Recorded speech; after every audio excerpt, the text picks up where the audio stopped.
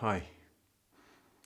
So this is the chapter on Trills in Carl Philipp Emanuel Bach's Versuch über die wahre Art, das Klavier zu spielen.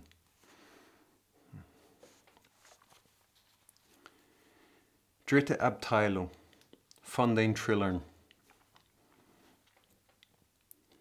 Die Triller beleben den Gesang und sind also unentbehrlich. Vor diesem brauchte man sie nicht leichter eher als nach einem Vorschlage.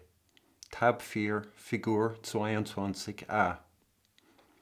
Oder bei Wiederholung der vorigen Note, B. Im ersten Falle heißt man sie angeschlossene Triller.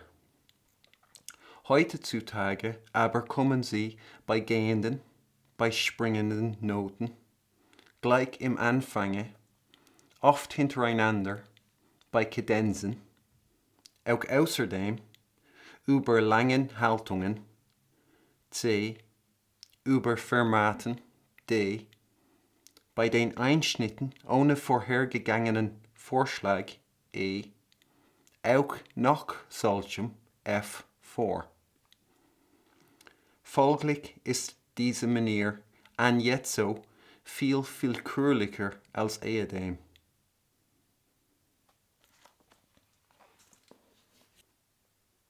So here's figure 22a, and there you can see the trill coming after a Vorschlag and a Appoggiatura. And what Bach calls this, namely the angeschlossene Triller, Beethoven will understand such a trill that comes after an Appoggiatura. Beethoven will as well call it an angeschlossene Triller, and so too would Mozart. So angeschlossene Triller is I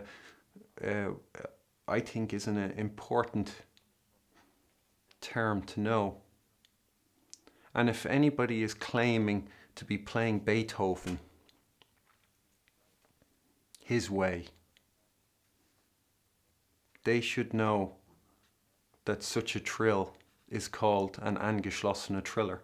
And if they can't tell you that, well, there's gaps in their knowledge.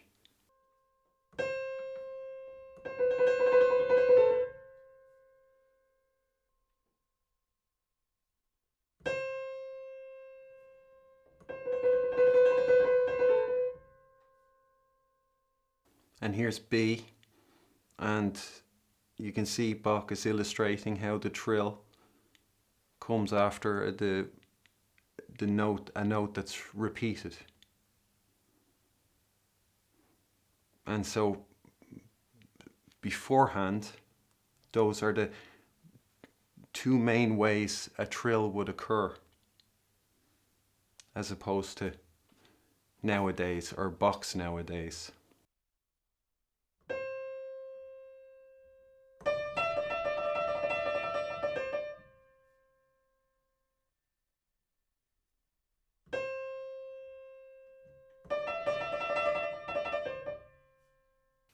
And he says that nowadays they occur when with stepwise notes moving in stepwise motion, or notes that jump,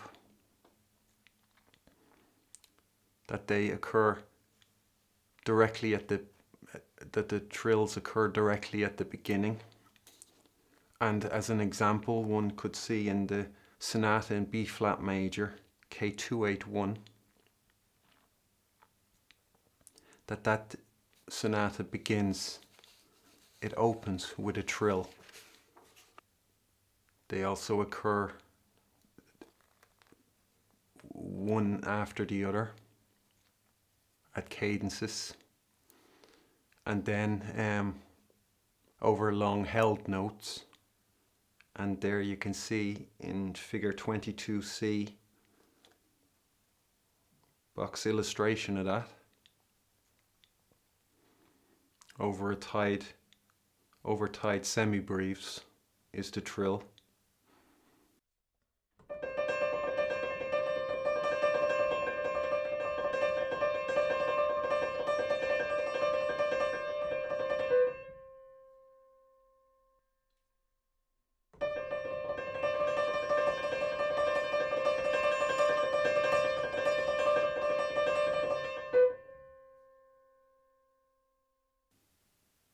and then D over fermatus.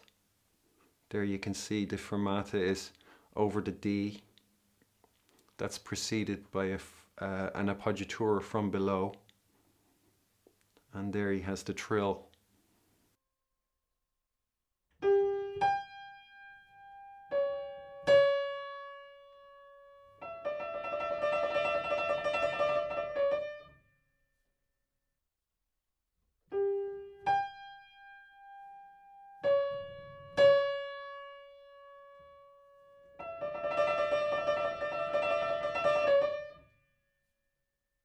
And here's example E, and this is on the cutting in, den Einschnitten. If I could meet Bach, one of the questions I'd definitely have for him would be I'd ask, or request I have is if he could explain the Einschnitten to me, because I'd love to hear his explanation. I mean, it's not really, I've been looking for it and I haven't found anything that covers it. And with a lot of these examples where Bach mentions the Einschnitten, I find the examples kind of frustratingly short or limited, like in this one. There's very little to work with. So each time the Einschnitt comes, I'll try and figure it out afresh. But the Einschnitt is on the E. That is what one can deduce from this example. That is the Einschnitt, and that there's a trill on the E.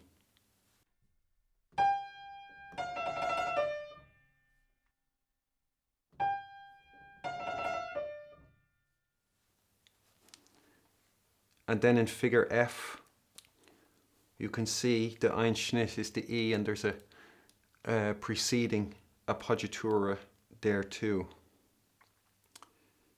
And when I look closely, it's hard to tell, but in the original notation,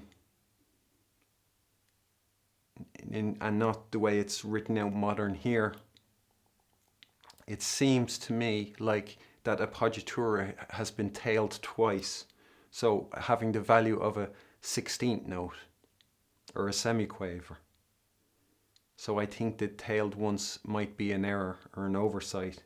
It's not clear, but when I enlarge the notes, to me it looks like it's tailed twice.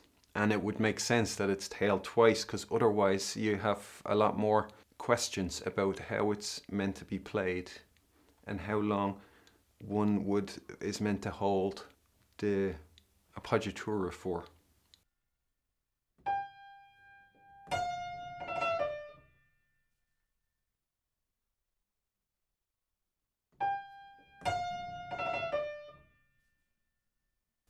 So yeah, the trills in as Bach is writing this, they are a lot more random or arbitrary than they used to be, than they were formerly.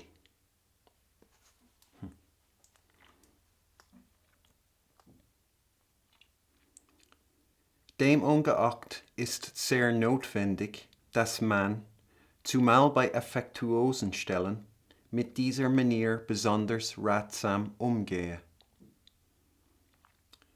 Man hat bei einer guten Art, das Klavier zu spielen, viererlei Triller.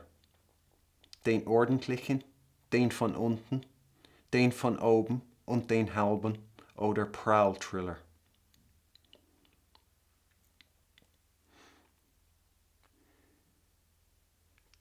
The prowl trill, I don't really have a translation for that. I could call it the half trill, I suppose.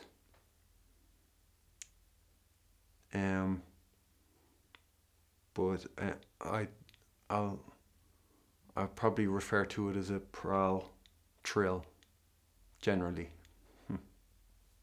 And you're gonna learn what that is and how it's performed in the chapter.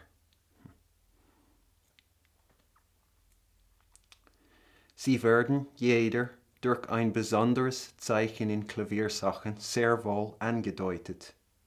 Außer diesen werden sie insgesamt bald durch ein TR-Punkt, bald durch ein einfaches Kreuz bezeichnet. Man darf also eben sogar sehr nicht ihren Sitz besorgt sein, weil ihre bekannte Zeichen fast überall dabei geschrieben zu werden pflegen.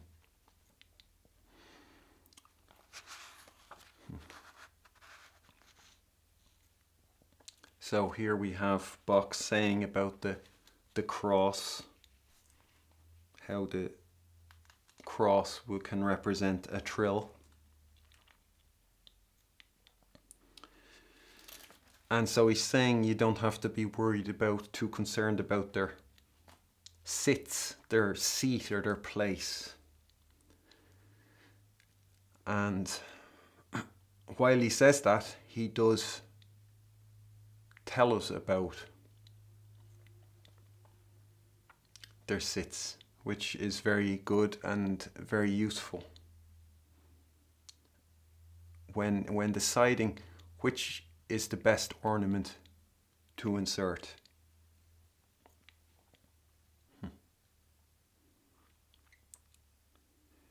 Der ordentliche Triller hat eigentlich das Zeichen eines Zackens, Figur 23a. Bei langen Noten wird dies Zeichen verlängert, B. Die Ausübung ist bei C zu sehen. Nimmt allezeit seinen Anfang von der Sekunde über den Ton. Folglich ist die Art, ihn durch ein vorstehendes Nötchen anzudeuten, D. Wenn dies Nötchen nicht wie ein Vorschlag gehalten werden soll, überflüssig. So here's figure 22a. And when Bach says eigentlich, I often understand it in the sense of the meaning of that word eigentlich to mean, it can be translated actually, but another word that it can be used as a translation would be originally.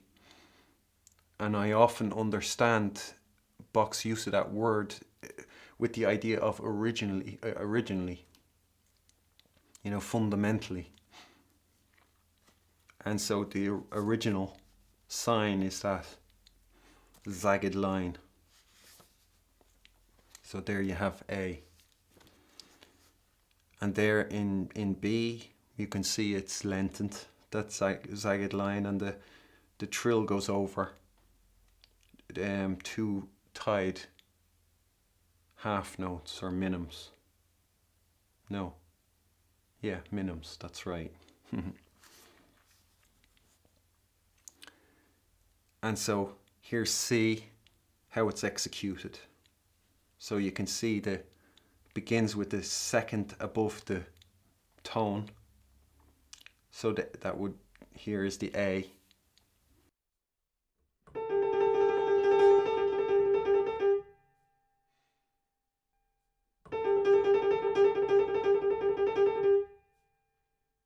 And so that the note, the indication of it here in D, here's D, according to Bach, that is superfluous unless that A there that's written in as a small note, unless that's treated as an appoggiatura to write in this to indicate a trill, and its starting note is superfluous, which is good to know, which one could imagine when dealing with Beethoven or Mozart, that when a trill has an appoggiatura before it, together with the fact that they know that such a trill would be called an angeschlossene Triller, or a joined trill, that to begin simply with a trill on the upper note is more than likely then wrong. When you're in that situation, you will be able to use that information to know that, hold on, if I just start trilling immediately on the G here, there's a big chance I'm doing something wrong. Zuweilen werden zwei Nötigen noch zuletzt von unten auf angehängt, welche der Nachschlag heißen, und den Triller noch lebhafter machen. Figur 24a. Dieser Nachschlag wird manchmal ausgeschrieben, B. Auch durch einige Veränderung des ordentlichen Zeichens angedeutet, C. Jedoch da ein langer Mordent beinahe dasselbe Zeichen hat, so halte ich für besser, keine Verwirrung anzurichten, dass man es bei dem Sackens lässt.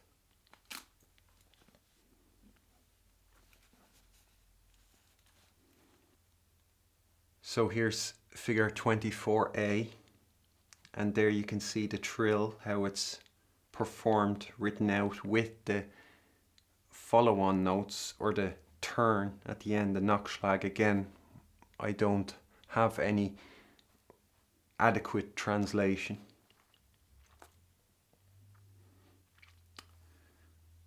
And you can see from below upwards, it's hung on at the end.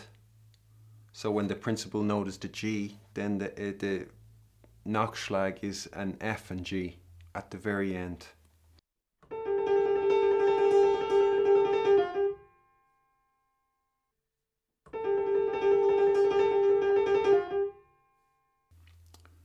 And here's B, you can see it, the Nachschlag written out, that you'll find it sometimes. And here's C, the alteration that's made to the standard sign. So it has a line going down through it at the end to indicate a Nachschlag, or that those follow-on notes, or the turn at the end of the trill. And so Bach says that this is very similar to the sign of the long mordent. And that sign for a long mordent will be the same, except the line at the end will be at the beginning of that. And it is exactly those two signs that Edition shot in the Largo Maestoso in D major, that they confused and they got wrong. They called a long mordent, they indicated as a trill with a Nachschlag, or with follow-on notes. And so what Bach said in this paragraph, normally Edition shot should have referred to, and it should have helped them realize that Bach is less likely to indicate a trill with a Nachschlag using that symbol in C, and is more likely to, if there's that zigzag line with a line through it, that he is more than likely using it to indicate a long mordent.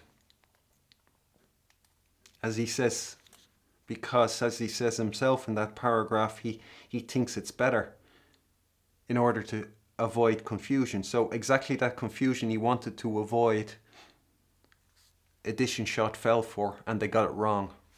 And so they're instructing you to play those bits incorrectly in that piece.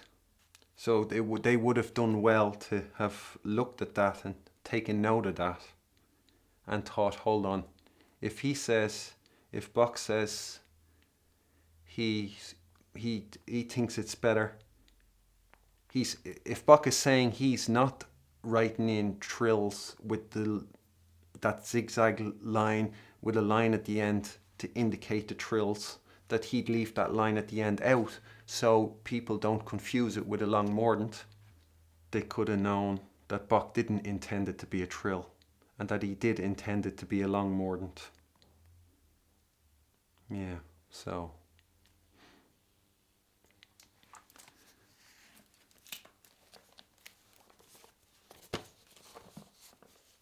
maybe they can change it in the future.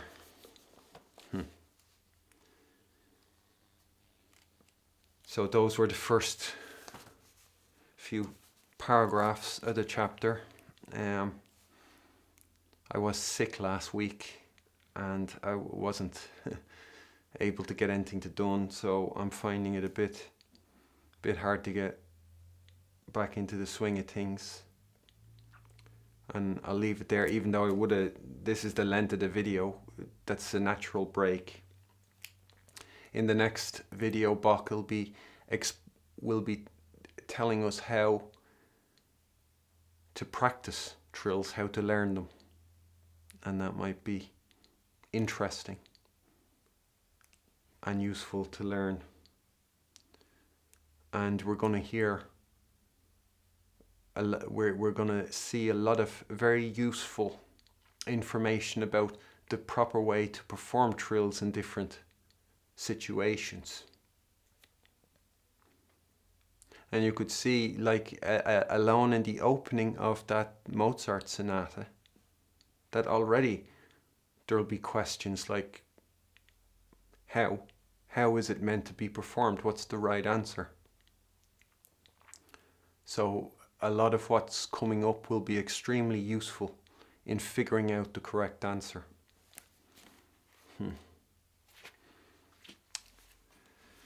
So I'll